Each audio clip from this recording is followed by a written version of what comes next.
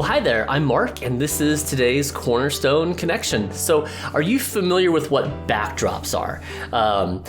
Sometimes, on the stage, for example, there's this really cool, backdrop that the innovations team has made, but a backdrop really kind of makes, what is in front of it just really pop out in a really cool way, right? Backdrops are cool, man. Well, in today's reading, what I would like to do is to use one of our readings as a backdrop to the other, so it kind of will help to frame our thinking a little bit. And so our first reading here from our Bible reading plan comes out of the book of Deuteronomy. We're in Deuteronomy chapter 12. And that's going to be setting us up to have as a backdrop for what we're going to read out of Psalm 97. So I think that looking at the tail end of this chapter in Deuteronomy will kind of bring us to an interesting thing, as we think about what the Psalm says. So in Deuteronomy, I'm going to go down here to verse 29. And it says, "When the Lord cuts off before you the nations whom you go in to dispossess, and you dispossess them and dwell in their land, take care that you are not ensnared to follow them after they have been destroyed by you, and that you do not inquire about their gods, saying, 'How did these nations serve their gods, that I also may do the same?'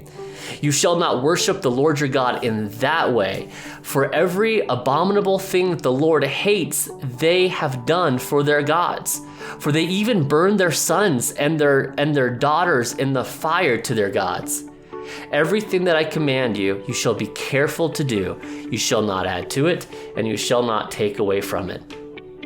Wow, that's pretty heavy, right? I wonder if they're serving that ancient Babylonian god, was it Molech, I think it was, where they would go off and use as a sacrifice and throw their babies even into a fire. And God says this is absolutely detestable, right? I don't like this, but this is really talking about idolatry, right? It's talking about idolatry. So when you go in here and you take over these lands, the temptation's going to be, I'm going to do things the way that they did them, right? And God says to watch out for that, right? Watch out for idolatry. Well, you might be sitting back, and you might be reading this and thinking today, okay, look, Mark, I don't wrestle with idolatry. I've never thrown somebody in a fire. That's weird. Why would you even say that? Right?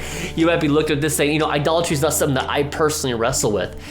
And yet I really do think that idolatry is something that we can all kind of relate to, because I think as human beings, we were really made to worship. I mean, think about it. What makes you more excited than being, excited about the new cool thing, right? Anybody ever had a new iPhone and you're like, oh my goodness, this is the best thing ever, right? I will always have the newest iPhone. I never had that problem, by the way. I'm an Android guy. I have a smartphone, so I know whatever phone I have, it'll just be horrible. No. No, but idolatry is real, right? Idolatry can be a lot of different things. It can be everything from our bank account. It can also be our pride and our ego, right? Idolatry can take a lot of different forms. In fact, anything that we might put over our worship of God can become an idol in our life, and so I think this principle of idolatry is as real to us today as it was for the Israelites. So watch out for idolatry. Don't be ensnared. You're going into a land, right? We don't dispossess lands, by the way. That's not something that we do. So do not go into work tomorrow. Don't go rolling up into Stratford saying, "This is it. I'm here. What up, everybody out of Stratford? I've got this place, and no more cheese fries because idolatry is bad." No, it's not what we do, right? We, as New Testament Christians, almost have to find a way to exist in the world that God has put us in, while never becoming ensnared by this idolatry, by this success or whatever that we'ght look like. So. Kind of cool. So now think about this idea of idolatry and kind of keep that as a backdrop of what we see here in Psalm. And we're going to jump in Psalm 97. I'm going to jump down to the very end here in verse 10. It says, "O you who love the Lord, hate evil. He preserves the lives of his saints. He delivers them from the hand of the wicked. Light is sown for the righteous, and joy for the upright in heart. Rejoice in the Lord, O you righteous, and give thanks to his holy name." Now, when we talk about, "Oh, you who love the Lord, hate evil," remember that idolatry that we were just talking about. Leave that as a backdrop, right?